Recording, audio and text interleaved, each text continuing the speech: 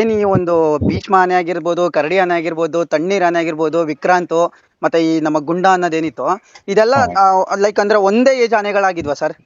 ಇದೆಲ್ಲ ಒಂದೇ ಮೈಕಟ್ಟು. ಕರಡಿ ಹೇಳ್ತೀನಿ ನೋಡಿ, ಕರಡಿ ಆದ್ಮೇಲೆ ಅದ್ರ ಸೆಕೆಂಡ್ ಪಾರ್ಟ್ ಗುಂಡ. ಹಾ ಕರಡಿ ಆದ್ಮೇಲೆ ಅದ್ರ ನಂತರ ಮೊಂಟೇನ್. ಹಾ ಮೊಂಟೇನ್ ನಂತರ ಇದು ನಮ್ಮ ಯಾವ್ದು ವಿಕ್ರಾಂತ್. ಓಕೆ. ಮೈಕಟ್ಟಲ್ಲಿ ಈಗ ಬೆಳಿತಿರುವಂತ ಒಂದು ಯಂಗ್ ಹೈಟ್ ಇದೆ, ಸ್ವಲ್ಪ ಮೈಕಟ್ ಇನ್ನೂ ಬೆಳಿಬೇಕಿತ್ತು, ಅದಕ್ಕೆ ಹೈಟ್ ಇನ್ನೂ ಬೆಳಿಬೇಕಿತ್ತು. ಹೌದು. ಆಯ್ತಾ. ಅದ್ರ ನಂತರ ಮತ್ತೂರು ಅಂತ ಒಂದು ಆನೆ ಇತ್ತು. ಮತ್ತೂರು ಅಂತ, ಅದು ಕರೆಂಟ್ ಹೊಡೆದು ಬಂಡಿ ತಗೊಂಡೋಗಿ ಅಲ್ಲಿ ಬಿಟ್ಟಾಗ ಅಲ್ಲಿ ರೇಡಿಯೋ ಕಾಲರ್ ಹಾಕಿ ಇಲ್ಲಿಂದ ಹಿಡ್ಕೊಂಡು ಹೋಗಿ ಅಲ್ಲಿ ಬಿಟ್ಟಿದ್ರು ಕಾರ್ಯಾಚರಣೆ ಮಾಡಿ. ಅಲ್ಲಿ ಕರೆಂಟ್ ವೈರಿಗೆ ತಾಗಿ ಸತ್ತೋಯ್ತು. ಅದನ್ನು ಮತ್ತೂರ್ ಅನ್ನೋದು ಭೀಮನ್ ತರ ಇತ್ತು ಅದು. ಅದು ಕರಡಿ ಜೊತೆ ಫೈಟ್ ಮಾಡ್ತಾ ಇದೆ. ಆ ವಿಡಿಯೋ ಹಾಕಿದ್ದೀನಿ ನೋಡಿ ನಿಮ್ಗೆ. ಅದು ಕರಡಿ ಮತ್ತೆ ಅದು ಫೈಟ್ ಮಾಡ್ತಾ ಇದೆ. ಕರಡಿ ಹೋಗಿ ಆವಾಗ ಕರಡಿ ಸ್ವಲ್ಪ ಮೈಕಟ್ಟು ಕಮ್ಮಿ ಇತ್ತು. ಇದು ಮತ್ತೂರ್ ಅನ್ನೋದು ಕರಡಿ ತರ ಇತ್ತು ಅವಾಗ.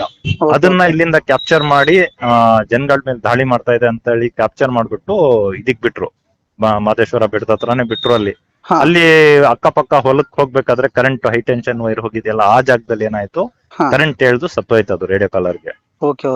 ಆತರ ಅದನ್ನು ಒಂದು ಆನೆ ಕಳ್ಕೊಂಡಿದ್ ನಾವು. ಅದಕ್ಕೂ ಬಳಸ್ತಿದ್ರೆ ಭಾರಿ ಒಳ್ಳೆ ಆನೆ. ಅದನ್ನು ಒಳ್ಳೆ ಒಂದು ಟೀಮ್ ಇತ್ತು ಅನ್ಕೋತೀವಲ್ವಾ ಸರ್? ಟೀಮ್ ಅದನ್ನು ನೋಡಿ. ಇನ್ನೊಂದು ವಿಚಾರ ಹೇಳ್ಬೇಕಂತ ಹೇಳಿದ್ರೆ, ಸೆಕೆಂಡ್ ಸ್ಟೆಪ್ ಅಲ್ಲಿ ನಮ್ಮ ಇವನ್ ಬರ್ತಾ ಇದ್ದ, ಇನ್ನೊಂದು ಆನೆ ಯಾವ್ದು, ನಮ್ಮ ಮೊಂಟೇನ್. ಮೊಂಟೇನಿಗಂತೂ ಈಗ ಪಳಕ್ಸಿ ರೆಡಿ ಮಾಡಿದ್ರು, ಅದು ಒಂದು ಲೆವೆಲ್ ಬಂತ. ಹೌದು, ಕರೆಕ್ಟ್ ಆಗಿ. ಆ ರೀತಿ ಇದೆಲ್ಲ ಒಂದೇ ಇದು. ತಣ್ಣೀರು ಕೂಡ ಅದೇ ಒಂದೇ ಏಜ್. ಆದ್ರ ಎಲ್ಲರ್ಕಿಂತ ಸೀನಿಯರ್ಶಿಪ್ ನಮ್ ಕರಡಿದು ಈ ಆನೆಗಳಲ್ಲಿ. ಮತ್ತೂರು ಮತ್ತೆ ಕರಡಿದು. ಮತ್ತೂರಂತೂ ಕಾರ್ಯಾಚರಣೆ ಮುಗ್ದೋಗಿತ್ತು. ಕರಡಿ ಅದಕ್ಕೆ ಈ ಟೀಮಿಗೆಲ್ಲ ಕರಡಿ ಕ್ಯಾಪ್ಟನ್ ಆಗಿದ್ದ ಈ ಟೀಮ್ ಅಲ್ಲಿ. ಹಲೋ, ಹೇಳಿ ಸರ್, ಹೇಳಿ ಸರ್.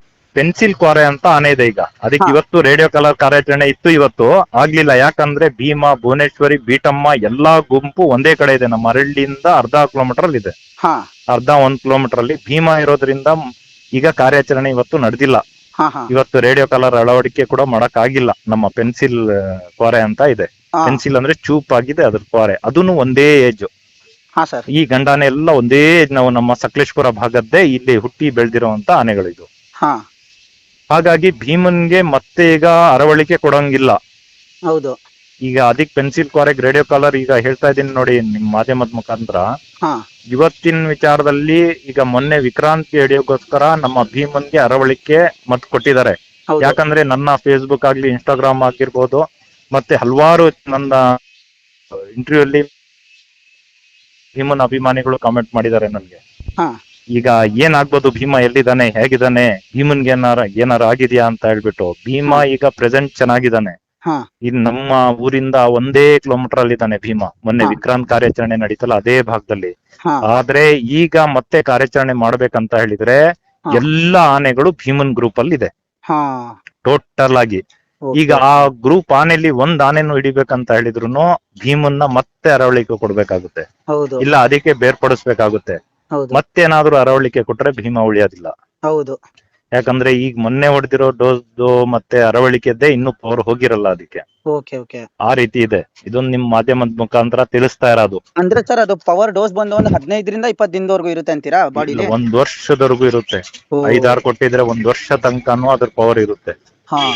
ಹೋಗ್ತಾ ಹೋಗ್ತಾ ಜಾಸ್ತಿ ಆಗ್ತಾ ಹೋಗುತ್ತೆ ಅದು. ಅಲ್ಲಿವರೆಗೂ ಅದಕ್ಕೊಂದು ಪವರ್ ಇರುತ್ತೆ. ಯಾಕಂದ್ರೆ ತಣ್ಣೀರ್ ಆನೆಗೆ ಹಿಡ್ದಿ 3 ತಿಂಗಳ ಮೇಲೆ ಇನ್ನೊಂದು ಡೋಸ್ ಕೊಟ್ಟಿದ್ದೀಗ ಏನಾಯ್ತು, 2-3 ಇಂಜೆಕ್ಷನ್ ಹೊಡೆದ್ರು ಅಲ್ಲೂ ಕೇಳೋದಲ್ಲಿ ಸತ್ತೋಯ್ತು ತಣ್ಣೀರ್ ಆನೆ. ಯಾಕಂದ್ರೆ ಅಷ್ಟು ಕೆಪಾಸಿಟಿ ಎಷ್ಟಿರುತ್ತೋ ಅಷ್ಟೇ ಜೀವಕ್ಕೆ ಹೋಗುತ್ತೆ, ಅದ್ರ ಪ್ರಾಣನೇ ಕಳ್ಕೊಳ್ಳುತ್ತೆ ಅದು ಆನೆಗಳು. ಹೌದು, ಅಷ್ಟು ಮಟ್ಟಿಗೆ ಒಂದು ಪವರ್ ಇರುತ್ತೆ ಅದ್ರಲ್ಲಿ. ಈಗ ಆನೆ ಸುಸ್ತಾಗಿ ಏನು ಗೊತ್ತಿಲ್ದಲೆ ಒಂದ್ ಜಾಗ ಕೂರ್ಬೇಕಂದ್ರೆ 2-3 ಅವರು ಎಷ್ಟು ಪವರ್ ಇರ್ಬೋದು ಆ ಅರವಳಿಕೆ ಮಧ್ಯದಲ್ಲಿ. ಹೌದು ಸರ್, ಹೌದು, ತುಂಬಾ ಇರುತ್ತೆ. ತುಂಬಾ ಇರುತ್ತೆ. ಅಂತದ್ರಲ್ಲಿ ಈಗ ಒಂದು 3-4 ಹೊಡೆದ್ ಬಿಟ್ರೆ ಏನಾಗ್ಬೋದು, ತಡ್ಕೊಳಕ್ ಆಗಲ್ಲ. ಹೌದು. ಈಗ ಸೋಲು ಒಪ್ಕೊಳ್ದೆ ಇರೋ ನಾನು ಎಷ್ಟೇ ಹೊಡೆದ್ರು ಸೋಲು ಒಪ್ಪಲ್ಲ ನಾನು. ಆದ್ರೆ ಹೊಡ್ತಾ ತಿಂದು ತಿಂದು ಸತ್ತೋಗ್ತೀನಿ, ಆದ್ರೆ ಸೋಲು ಒಪ್ಪಲ್ಲ ಅಂತಾರಲ್ಲ, ಆ ರೀತಿ ಕಾಡಾನೆಗಳ ಒಂದೊಂದು ಸ್ವಭಾವ ಇರುತ್ತೆ. ಹೌದೌದು, ಖಂಡಿತವಾಗ್ಲು ಸರ್. ಅವಾಗ ಏನಾಗುತ್ತೆ, ಪ್ರಾಣ ಬಿಡುತ್ತೆ ಹೊರತು ಸೋಲಲ್ಲ. ಹೌದು. ಅಂತ ಒಂದು ಸ್ವಭಾವದ್ದು ಇಲ್ಲಿರುವಂತ ಆನೆಗಳು. ಆ ರೀತಿ ಇದೆ. ಅಂತದ್ರಲ್ಲಿ ನಾವು ಮನುಷ್ಯರಾದವರು, ನಾವ್ ಯಾರೇ ಆಗಿರ್ಬೋದು, ಇಲಾಖೆಯವರು, ರೈತರಾಗಿರ್ಲಿ, ನಾವಾಗಿರ್ಲಿ, ಎಲ್ಲಾ ಒಂದೇನೆ. ಈಗ ಒಂದು ಅದೂನು ಒಂದು ಜೀವಿ ಇದೆ. ಯಾವ ರೀತಿ ಕಾರ್ಯಾಚರಣೆ ಆರಾಮಾಗಿ ನಡೀಲಿ, ಏನು ಅರ್ಜೆಂಟ್ ಏನು ಇಲ್ಲ. ಒಂದೊಂದೊಂದೊಂದ್ ಬೇಕಾದ್ರೆ ಸ್ಥಳಾಂತರ ಮಾಡಿ ಅದಕ್ಕೆ ಸೇಫ್ ಜಾಗನ ಕೊಡ್ಲಿ.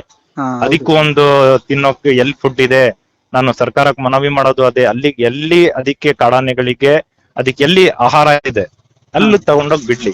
ಹೌದು ಅದು ಆಹಾರ ಇದ್ರೆ ಅದ್ಯಾಕೆ ನಾಡಿಗೆ ಬರುತ್ತೆ, ಅದ್ಯಾಕೆ ತೋಟಕ್ಕೆ ಬರುತ್ತೆ? ಹೌದು ಹೌದು ಕರೆಕ್ಟ್. ಈಗ ಕಾಡ್ ಪ್ರದೇಶ ಎಷ್ಟಿದೆ ರೀ ನಮ್ ಕರ್ನಾಟಕದಲ್ಲಿ? ತುಂಬಾ ಇದೆ ಸರ್, ತುಂಬಾ ಇದೆ. ತುಂಬಾ ಇದೆ. ಅದಕ್ ಬೇಕಾಗಿರುವಂತ ಫುಡ್ ಬೆಳಿಲಿ. ಹೌದು. ಈಗ ನಮ್ಮ ತೆರಿಗೆ ಹಣದಲ್ಲಿ ಇವತ್ತು ಸರ್ಕಾರಿ ನೌಕರರಿಗೆ ಎಲ್ರಿಗೂ ಸಂಬಳ ಸಿಗ್ತಾ ಇದೆ. ಯಾರಾದ್ರೂ ಸರ್ಕಾರ ಆಗ್ಲಿ ಅವ್ರ ಕೈಯಿಂದ ಕೊಡ್ತಾ ಇದಾರ? ಇಲ್ಲ ತಾನೆ. ಇಲ್ಲಿ ಇರುವಂತ ಕರ್ನಾಟಕ ಜನತೆ ತೆರಿಗೆ ಹಣದಲ್ಲಿ ಇವತ್ತು ಎಲ್ಲರಿಗೂ ಕೂಡ ಸಂಬಳ ಸಿಗ್ತಾ ಇದೆ. ಅವ್ರಿಗೆ ಏನ್ ಡ್ಯೂಟಿ ಇದೆ? ಪ್ರಾಣಿಗಳಿಗೂ ಬೆಳ್ಸಕ್ಕೆ ಇವತ್ತು ನಾವು ನೋಡ್ತಾ ಇದೀವಿ, ಒಂದ್ ಟಿಕೆಟ್ ಕೊಟ್ಟು ನೋಡಕ್ ಹೋಗ್ತೀವಿ ನಾವು ಝೂಗ್ ಹೋದ್ರು. ಹೌದು ಸರ್. ಹೌದಾ ಅಲ್ವಾ? ಈಗ ಒಂದು ಅರಣ್ಯ ಪ್ರದೇಶ ಒಳಗಡೆ ಹೋಗ್ತಾ ಇದೀವಿ ನಾವು. ಈಗ ಬಂಡೀಪುರ ನಾವು ಕರ್ನಾಟಕ ರೇಂಜ್ ಎಷ್ಟು ಬಾರ್ಡರ್ ಬರುತ್ತೋ ಆ ಬಾರ್ಡರ್ ಒಳಗಡೆ ಹೋಗ್ಬೇಕಂದ್ರೆ ಜೀಪಲ್ಲಿ ಹೋಗ್ಬೇಕಂದ್ರೆ ಎಷ್ಟು ಕೊಡ್ಬೇಕು ನಾವು ಚಾರ್ಜ್? ಮ್ಯಾಕ್ಸಿಮಮ್ ಒಂದು 350 ರಿಂದ 400 ರೂಪಾಯಿ ಇರುತ್ತೆ. 400 ರೂಪಾಯಿ. ಇನ್ನ ಬಸ್ ಅಲ್ಲಿ ಹೋಗ್ಬೇಕಂದ್ರೆ ಚಾರ್ಜ್ ತುಂಬಾ ಇದೆ ಅದ್ರಲ್ಲಿ. ಅದೆಲ್ಲ ಅಲ್ಲಿದ್ ಮೇಂಟೆನೆನ್ಸ್ ಆಯ್ತು. ನಾವು ಯಾಕೆ ಆ ಪ್ರಾಣಿಗಳು ಚೆನ್ನಾಗಿರ್ಲಿ, ಕಾಡ್ ಚೆನ್ನಾಗಿರ್ಲಿ ಅಂತಾನೆ ಜನಗಳು ಎಷ್ಟೇ ಆಗ್ಲಿ ಚಾರ್ಜ್ ಕೊಟ್ಬಿಟ್ಟು ಒಳಗಡೆ ಹೋಗಿ ನೋಡ್ಕೊ ಬರ್ತೀವಿ. ಹೌದು ಸರ್. ಅಂತದ್ರಲ್ಲಿ ಇವತ್ತು ಸರ್ಕಾರಕ್ಕೆ ನಾನು ಮನವಿ ಮಾಡೋದು, ಕಾಡಾನೆಗಳು ಜೀವಿಸ್ಬೇಕು, ಎಲ್ಲಾ ಪ್ರಾಣಿಗಳು ಜೀವಿಸ್ಬೇಕು, ಅದಕ್ ಬೇಕಾಗುವಂತ ಆಹಾರನ ಅಲ್ಲೇ ಕೊಡಿ, ಕಾಡಲ್ಲೇ ಕೊಡಿ ಅಂತ ಹೇಳ್ಬಿಟ್ಟು. ಇವತ್ತು ಅದಕ್ ಬೇಕಾಗಿರೋ ಆಹಾರ ಅಲ್ಲೇ ಬೆಳೆದ್ರೆ ಅದು ನಾಡಿಗ್ ಬರಲ್ಲ, ರೈತರಿಗೆ ತೊಂದರೆ ಕೊಡಲ್ಲ. ಹೌದು. ಇದು ಒಂದು ಎಲ್ರಿಗೂ ಮನವಿ ಮಾಡೋದು. ಈ ಕಾರ್ಯಾಚರಣೆ ಮಾಡ್ಬೇಕಂತಾನೆ ಇಲ್ಲ. ಆಹಾರ ಬೆಳೆದು ಒಂದ್ ಕಡೆಯಿಂದ ಬ್ಯಾರಿಗೇಡ್ ವ್ಯವಸ್ಥೆನ ಮಾಡಿ ಅದಕ್ಕೆ ಸ್ಥಳಾಂತರ ಮಾಡಿದ್ರೆ ಅದಕ್ಕೆ ಓಡಿಸ್ತಾ ಹೋದ್ರೆ ಅಲ್ಲಿಗೆ ಹೋಗಿ ಸೇರುತ್ತದು. ಹೌದು ಸರ್.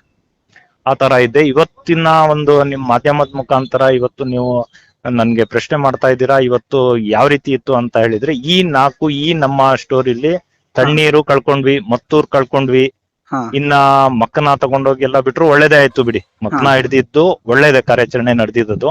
ಯಾಕಂದ್ರೆ ದಾಳಿ ಮಾಡ್ದಿರೋ, ಇಲ್ಲೆಲ್ಲಾ ದಾಳಿ ಮಾಡಿರೋದ್ ಮಕ್ಕನ ಕಾಡಾನೆ, ನಮಗ್ ಗೊತ್ತಿರೋ ಸತ್ಯಾಂಶ ಇದು. ಬೇಕಾದ್ರೆ ಕೇಳಿ ನೀವು ಅರಣ್ಯ ಇಲಾಖೆಯವರಿಗೆ, ಎಲ್ಲಾ ಗೊತ್ತಿದೆ. ಇದರಲ್ಲಿ ಬೆರೆಸ್ತಾ ಇತ್ತು ಮೌಂಟೇನ್ ಕೂಡ ಒಂದ್ ಜೀವನ ತಗೊಂಡಿದೆ. ಅದೂನು ಸ್ವಲ್ಪ ಅಗ್ರೆಸಿವ್ ಇತ್ತು, ಹಿಡ್ದಿ ಪಳಗ್ಸಿದ್ದು ಒಳ್ಳೇದಾಯ್ತು. ಇವತ್ತು ಭೀಷ್ಮ ಆಗಿ ನಮ್ಗೆ ಸಿಕ್ಕಿದಾನೆ, ಅದೊಳ್ಳೆ ವಿಚಾರ. ಇನ್ನೊಂದು ಕರಡಿ ಎಲ್ಲ ಯಾರ ಪ್ರಾಣನೂ ತೆಗ್ದಿರ್ಲಿಲ್ಲ ನಮಗ್ ಗೊತ್ತಿರೋ ರೀತಿಲಿ. ಮತ್ತೆ ಹಳೇದ್ರಲ್ಲಿ ನನಗ್ ಗೊತ್ತಿಲ್ಲ, ಆದ್ರೆ ನಾವು ನೋಡ್ತಾ ಇರೋ ಈ 10 ವರ್ಷದಿಂದ ಈಚೆ ಯಾರ ಪ್ರಾಣಕ್ಕೂ ಏನಕ್ಕೂ ತಂದಿಲ್ಲ ಅದು ಇದೆ. ಮತ್ತೆ ಇನ್ನ ವಿಕ್ರಾಂತ್ ಕೂಡ ಯಾರ ಮೇಲೂ ಪ್ರಾಣ ತೆಗ್ದಿಲ್ಲ. ಅದು ಏನು ಅಷ್ಟು ನೋಡಿದ್ರ ನೀವು. ಈಗ ಮಕ್ಕನ ಒಂದ್ ಸಣ್ಣ ಕಾಡಾನೆ ಮೊನ್ನೆ ಕಾರ್ಯಾಚರಣೆ ಆಯ್ತು, ಯಾವ ರೀತಿ ಸಾಕಾನ ಮೇಲೆ ದಾಳಿ ಮಾಡ್ತಾ ಇದೆ ನೋಡಿದ್ರ ವಿಡಿಯೋ? ನೋಡಿದ್ವಿ. ಅಷ್ಟು ಚಿಕ್ಕ ಆನೆ ಯಾವ ರೀತಿ ದಾಳಿ ಮಾಡ್ತಾ ಇದೆ, ಅದು ದೊಡ್ಡ ಆನೆ ಕೈಲಿ, ತುಂಬಾ ಭಯಂಕರ. ಇದಕ್ ಸಕ್ರೆಬೆಲ್ ಕ್ಯಾಂಪಿಗೆ ತಗೊಂಡೋಗಿದ್ದಾರೆ. ಅದಕ್ಕೆ ಅಲ್ಲೂ ಫೈಟ್ ಮಾಡ್ದ ಸಾಕಾನೆ ಜೊತೆಗೆ. ಅಂತದ್ರಲ್ಲಿ ಈ ಮಕ್ಕನ ಅಷ್ಟು ಫೈಟ್ ಮಾಡ್ದ ವಿಕ್ರಾಂತ್ ಯಾಕೆ ಮಾಡ್ಲಿಲ್ಲ? ಹಲೋ. ಹಾಗಾಗಿ ಇಲ್ಲಿ ವಿಕ್ರಾಂತ್ ಅಷ್ಟೊಂದು ಅಗ್ರೆಸಿವ್ ಆಗಿ ಇರ್ಲಿಲ್ಲ, ಅಷ್ಟೊಂದು ಇದಾಗಿ ಇರ್ಲಿಲ್ಲ. ಒಂದ್ಸತಿ ETF ನವರಿಗೆ ಬೆರ್ಸಿದೆ, ಅದೊಂದು 2024ನೇ ಇದು ಒಟ್ರಾಸಿ. ಅದು ಟಾರ್ಗೆಟ್ ಅಲ್ಲಿ ಇತ್ತು, ಹಿಡಿದ್ರು. ಅದು ಹಳೆ ವಿಡಿಯೋ ಹಂಗಾದ್ರೆ ಅದು ಅಲ್ವಾ ಸರ್? ಅದು ಹಳೆ ವಿಡಿಯೋ 2024 ಡಿಸೆಂಬರ್ದು. ಓಕೆ. ಅದು ನಮ್ಮ ಅರಹಳ್ಳಿ ಭಾಗ ಕಡೆಗರ್ಜೆ ಹತ್ರನೇ ನಡೆದಿರುವಂತ ಘಟನೆ ಅದು. ಓಕೆ. ಅಂದ್ರೆ ತುಂಬಾ ನ್ಯೂಸ್ ಚಾನೆಲ್ ಗಳಲ್ಲಿ ತುಂಬಾ ಕಡೆ ನಾವು ಬೇರೆ ನೋಡಿದಾಗ ಈ ಆಪರೇಷನ್ ಏನ್ ಮೊನ್ನೆ ಸ್ಟಾರ್ಟ್ ಮಾಡಿದ್ರಲ್ಲ, ಈ ಒಂದು ಆಪರೇಷನ್ ಮಾಡಕ್ ಹೋದಾಗ್ಲೇ ಹಿಂದಿನ ದಿನ ಬೆಳಗ್ಗೆನೆ ಅವನು ಚಾರ್ಜ್ ಮಾಡಿದ್ ವಿಕ್ರಾಂತ್ ಅಂತ ತುಂಬಾ ಕಡೆ ಫೇಕ್ ನ್ಯೂಸ್. ಇಲ್ಲ, ಅದು ಫೇಕ್ ನ್ಯೂಸ್. ಅದು ETF ನವ್ರ ಮೇಲೆ ಈಗ ಏನ್ ಮಾಡಿದಾರೆ ಅಂತ ಹೇಳಿದ್ರೆ, ಅದಕ್ಕೆ ಕ್ಯಾಪ್ಚರ್ ಮಾಡ್ಬೇಕಿತ್ತು, ಅದು ದಾಳಿ ಮಾಡ್ತು ಅಂತ ರೀಸನ್ ತರ ಕೊಟ್ರು. ಅದು ರೀಸನ್ ಕೊಟ್ಟು ಹಿಡ್ದಂಗಾಯ್ತು. ಆದ್ರೆ ಅದು ಹಳೆ ವಿಡಿಯೋ. ಅದು ದಾಳಿ ಮಾಡಕ್ ETF ನವ್ರ ಮೇಲೆ ಬೆರ್ಸಿದ್ದು ನಮ್ಮ ಅರಹಳ್ಳಿ ಹತ್ರ ಕಡೆಗರ್ಜೆ ಹತ್ರನೇ ಅದು ಆಗಿದ್ದು. ಆ ವಿಡಿಯೋ ಈಗ ಲೀಕೇಜ್ ಆಯ್ತು ಅಷ್ಟೇ. ಅದು ಈಗ ಟಾರ್ಗೆಟ್ ಅಲ್ಲಿ ವಿಕ್ರಾಂತ್ ಇದ್ದ, ಅದನ್ನ ಲೀಕ್ ಮಾಡಿದ್ರು. ಅದು ನಮಗೆಲ್ಲ ಮುಂಚೆನೆ ನೋಡಿದೀವಿ ನಾವು. ಆಯ್ತಾ. ಇನ್ನೊಂದು ಮಕ್ಕನ ಆನೆ ಒಂದು ಮಾಡಿ ಮೇಲೆ ಹತ್ತುತ್ತಾರೆ, ಅದು ಕೂಡ ಮಳೆಗಾಲ, ಹೋದ್ಸತಿ ಮಳೆಗಾಲದ ಟೈಮಲ್ಲಿ ಜುಲೈ ಸೆಪ್ಟೆಂಬರ್ ಅಲ್ಲಿ ಆಗಿದ್ದು. ಎಲ್ಲಿ ಕಡೆಗರ್ಜೆ ಗ್ರಾಮದಲ್ಲಿ ಮಕ್ಕನ ಕಾಡಾನೆ ಒಬ್ಬರಿಗೆ ಬೆರ್ಸೋದು. ಅಂತ ಕಾಡಾನೆಗಳನ್ನ ಹಿಡಿದು ತಗೊಂಡೋಗಿ ಸ್ಥಳಾಂತರ ಮಾಡ್ಲಿ, ಅದು ಕೂಡ ಮಕ್ಕನಾನೆ. ಅದು ಅದೇ ಆನೆ ಅಂತ ಇದು ಗೆಸ್ಸಿಂಗ್ ಇದೆ. ಅದು ಹೈಟ್ ಅಲ್ಲಿ ಸ್ವಲ್ಪ ಜಾಸ್ತಿ ಕಾಣ್ತಾ ಇದೆ, ಇದು ಹೈಟ್ ಇದೆ, ಸಾಕಾನೆಗಳಕ್ಕಿಂತ ಕಮ್ಮಿ ಇದೆ ಅಷ್ಟೇ. ಇದು ಆ ರೀತಿ ಇದೆ. ಇನ್ನು ಹಾಗಾದ್ರೆ ಅದಲ್ಲ ಅಂತ ಹೇಳಿದ್ರೆ ಇನ್ನೊಂದ್ ಮಕ್ಕನ ನಮ್ಮ ಏರಿಯಾದಲ್ಲಿ ಇದ್ಬಿಟ್ಟು ನಮಗೆ ಕನ್ಫರ್ಮ್. ಆ ರೀತಿ ಇದೆ. ಓ ಸರ್, ಹಾಗಾದ್ರೆ ನಿಮ್ ಪ್ರಕಾರ ಹೇಳ್ತೀರಾ ಅಂದ್ರೆ ಆ ಭಾಗದ ಜನಕ್ಕೆ ಏನ್ ಈ ಒಂದು ಕಾಲೇಜ್ ಗ್ಯಾಂಗ್ ರೀತಿ ಇದ್ದಂತ ಈ ಆನೆಗಳ ಗ್ಯಾಂಗು. ಈಗ ಇಲ್ಲೇನಾಗಿದೆ ನಮ್ಗೆಲ್ಲ ನೋಡಕ್ಕೆ ಎಷ್ಟು ಜನ ಆನೆಗಳಿಗೆ ರೈತರು ವಿರೋಧಿಗಳಂತ ಹೇಳಲ್ಲ, ಬೇಸತ್ತಿದ್ದಾರೆ, ಈಗ ತೋಟಗಳು ಹಾಳಾಗ್ತಾ ಇದೆ ಅಂತ ಹೇಳ್ಬಿಟ್ಟಿಲ್ಲ. ಅಂದ್ರೆ ಅಷ್ಟೇ ಪ್ರೇಮಿಗಳಿದ್ದಾರೆ, ಹೌದು ಅಷ್ಟೇ ನಮ್ ಕರ್ನಾಟಕದಲ್ಲಿ ಪ್ರೇಮಿಗಳಿದ್ದಾರೆ. ಯಾಕಂದ್ರೆ ಸೋಷಿಯಲ್ ಮೀಡಿಯಾದಲ್ಲಿ ಹಲವಾರು ಕಾಮೆಂಟ್ ಗಳನ್ನ ನೋಡ್ತೀನಿ ನಾನು, ಎಲ್ಲಾರ್ದು ಯಾವ ರೀತಿ ಇದೆ ಅಂತ ಹೇಳ್ಬಿಟ್ಟು.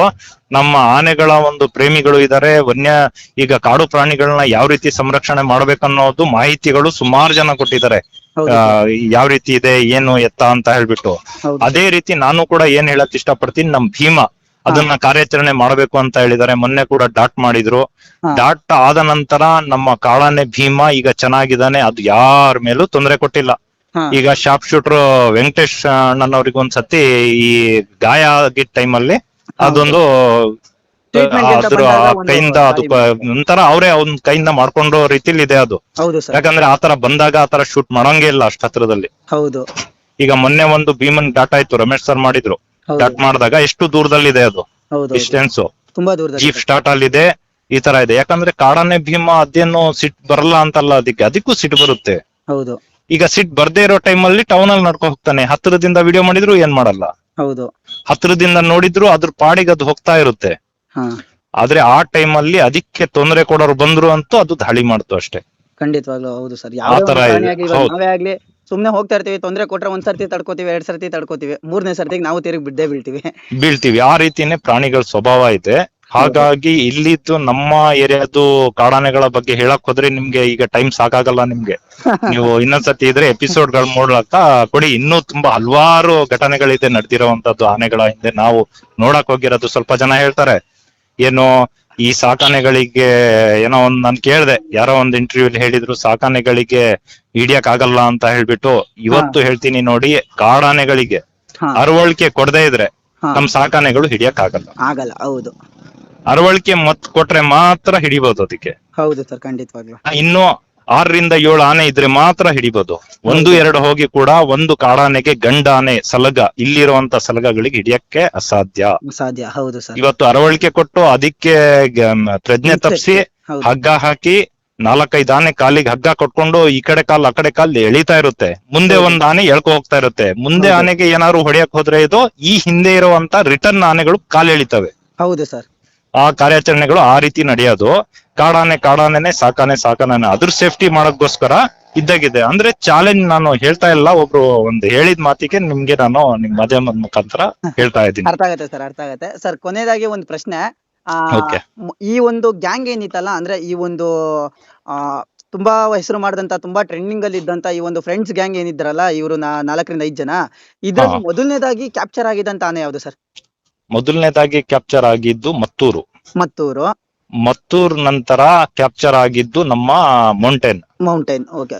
ಮೌಂಟೇನ್ ನಂತರ ಗುಂಡ ನಂತರ ಮಕ್ನ ಪ್ರಾಣ ತೆಗಿತಾ ಇದ್ದಿದ್ ಮಕ್ನ. ಅದ್ರ ಮೇಲೆ ಅದೆಲ್ಲ ಕ್ಯಾಪ್ಚರ್ ಆದ್ಮೇಲೆ ಮತ್ತೆ 2 ಪ್ರಾಣಗಳು ಹೋಯ್ತು. ಅವಾಗ ಯಾವ ಆನೆ ಪ್ರಾಣ ತೆಗಿತಿದೆ ಅಂತ ಹೇಳ್ಬಿಟ್ಟು ಟ್ರ್ಯಾಕ್ ಮಾಡಿದಾಗ ಮಕ್ನ ಅನ್ನೋದೇ ಮುಂದೆ ಬಂತು.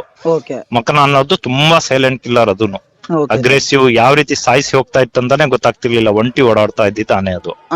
ಅದ್ರ ನಂತರ ನ್ಯೂ ಮಕ್ನ, 2ನೇ ಮಕ್ನ, ಅದು ಕಾರ್ಯಾಚರಣೆ ಆಯ್ತು.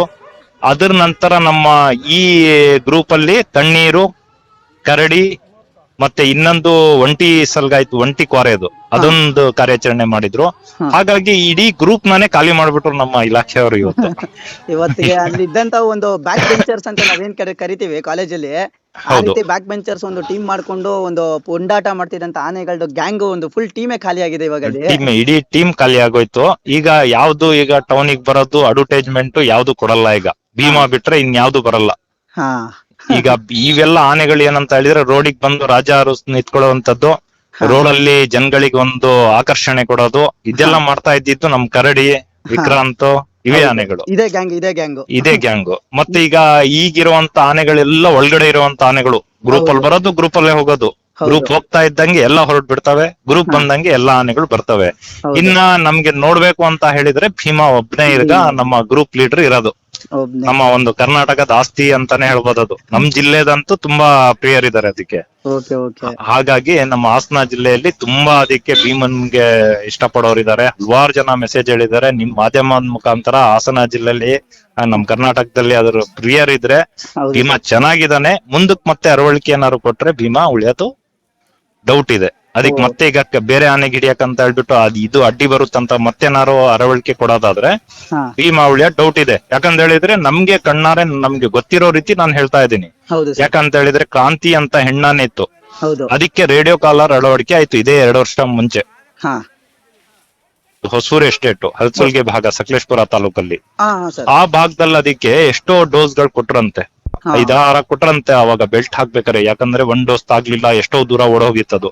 ಮತ್ತೆ ಅಲ್ಲೂ ಕೂಡ ಅರವಳಿಕೆ ಕೊಟ್ರು, ಅಲ್ಲೂ ಕೂಡ ಭೀಮಾ ಇದ್ದ. ಅವಾಗ ಭೀಮಾ ಇರೋ ಕಾರಣ ಅದಕ್ಕೆ ಅಷ್ಟು ಡೋಸ್ ಹೊಡೆದಿದ್ದು. ಭೀಮಾ ಆಮೇಲೆ ಹೋಯ್ತು, ಅದ್ರ ನಂತರ ಅದಕ್ಕೆ ಕಾರ್ಯಾಚರಣೆ ರೇಡಿಯೋ ಕಾಲರ್ ಅಳವಡಿಕೆ ಮಾಡಿದ್ರು. ಅದ್ರ ನಂತರ ಅದು 3 ತಿಂಗಳಲ್ಲಿ ಸತ್ತೋಯ್ತು ಕ್ರಾಂತಿ ಆನೆ. ಹಾಗಾಗಿ ಅರವಳಿಕೆದ್ ಏನಿದೆ ಅಂದ್ರೆ ಆವಾಗಿಂದ ಆವಾಗ್ಲೇ ಅದ್ರದ್ದು ಮದ ಇರಲ್ಲ, ಅದು ಎಷ್ಟೋ ದಿವಸಗಳ ಕಾಲ ಇರುತ್ತೆ ಅದಕ್ಕೆ. Okay okay sir. ಹಾಗಾಗಿ ಮತ್ತೆ 2 ಬಾರಿ ಅದಕ್ಕೆ ಅರವಳಿಕೆ ಕೊಟ್ರೆ ಏನಾಗುತ್ತೆ, ಯಾವ್ದೇ ಕಾಡಾನೆಗೆ ಅದು ಉಳಿಯೋ ಸಂಭವ ಇಲ್ಲ. ಬೇಕಾದ್ರೆ ನೀವು ಎಲ್ಲಾ ಮಾಹಿತಿ ಕಲೆಕ್ಟ್ ಮಾಡ್ಕೊಳ್ಳಿ ಅದ್ರ ಬಗ್ಗೆ, ಸರ್ ಗೊತ್ತಾಗುತ್ತೆ. ಮುಂದೆ ಒಂದಿನ ಅದ್ರ ಬಗ್ಗೆ ಅರವಳಿಕೆ ಮದ್ದು ಬಗ್ಗೆನೇ ಒಂದು ಕಂಟೆಂಟ್ ಮಾಡಿ ಒಂದು ವಿಡಿಯೋ ಮಾಡಿ ನಮ್ಮ ಜನಕ್ಕೆ ತಿಳ್ಸಕ್ ಪ್ರಯತ್ನ ಮಾಡ್ತೀವಿ ಸರ್. ಮತ್ತೆ ಏನಾದ್ರು ಆ ಭಾಗದಲ್ಲಿ ಏನಾದ್ರು ಮತ್ತೆ ಆನೆಗಳು ಕಾಣಿಸ್ಕೊಳ್ಳುವಂತದ್ದು ಏನಾದ್ರು ಚಾನ್ಸಸ್ ಇದೆಯಾ ಸರ್? ಈಗ ಕಾಡಾನೆಗಳಂತ ಹೇಳಿದ್ರೆ ನಮ್ಗೆ ಅಂತೂ ಕಾಣಿಸುತ್ತೆ, ನಾವೆಲ್ಲ ಕಾಡಲ್ಲಿ ಬೆಳೆದವ್ರು. ಈಗ ನಾವು ಕಾಫಿ ತೋಟದಲ್ಲೆಲ್ಲ ಹೋಗ್ತಾ ಇರ್ತೀವಿ, ಎಲ್ರಿಗೂ ತೋರ್ಸಿವು ಅಂತ ಹೇಳಿದ್ರೆ ನಾವೇ ವಿಡಿಯೋ ಮಾಡಿದ್ರೆ ಅದನ್ನ ಲೀಕ್ ಮಾಡ್ಬೇಕಷ್ಟೇ. ಈ ಒಂದು ಏನು ಒಂದು ಗ್ಯಾಂಗ್ ಇದ್ರಲ್ಲ ಬ್ಯಾಕ್ ಬೆಂಚರ್ಸ್ ಅಂತ ಏನ್ ಕರಿತೀವಿ, ಕಾಲೇಜ್ ಗ್ಯಾಂಗ್, ಇವ್ರ ರೀತಿ ಬೇರೆ ಏನಾದ್ರು ಇನ್ನೊಂದು ಗ್ಯಾಂಗ್ ಹುಟ್ಟಕ್ ಚಾನ್ಸ್ ಇದೆಯಾ ಸರ್? ಇದೆ. ಅದರಲ್ಲಿ ಈಗ ಭೀಮಾ ಏನ್ ಗುಂಪಿದೆ, ಆ ಭೀಮಾ ಗುಂಪಲ್ಲಿ ಹೆಣ್ಣಾನೆಗಳು ಇದೆ, ಗಂಡಾನೆಗಳು ಕೂಡ ಇದೆ. ಈಗ ಒಂದ್ ಹೋದ್ರೆ ಈಗ ಪಟಾಕಿ ಸದ್ದಿಗೆ ಈಗ ಕಾರ್ಯಾಚರಣೆ ಒಂದು ಈಗಿನ ಕೋಪಕ್ಕೆ ಕಾರ್ಯಾಚರಣೆ ಮುಗಿದ ನಂತರ ಮತ್ತೆ ಇದೇ ರೀತಿ ಮತ್ತೆ ಹುಟ್ಕೊಳ್ಳುತ್ತೆ. ಈಗ ಯಾವತ್ತು ಹೇಳ್ತೀನಿ, ಒಂದು ಅರ್ಥ ಮಾಡ್ಕೊಳ್ಳಿ ನನ್ನ ಮಾತಿಗೆ, ರೌಡಿ ಮಗ ರೌಡಿ ಆಗಲ್ಲ. ಹೌದು ಸರ್. ಆಯ್ತಾ? ರೌಡಿ ಮಗ ಒಂದು ಒಳ್ಳೆ ಏನಾರು ಒಂದು ಸಾಧನೆ ಮಾಡ್ತಾನೆ. ಹೌದು. ಅದೇ ಒಳ್ಳೆ ಒಂದು ವ್ಯಕ್ತಿ ಮಗ ಏನೋ ಒಂದು ಗುಂಡಾಗಿರಿ ಮಾಡ್ತಾನೆ, ರೌಡಿ ಆಗ್ತಾನೆ.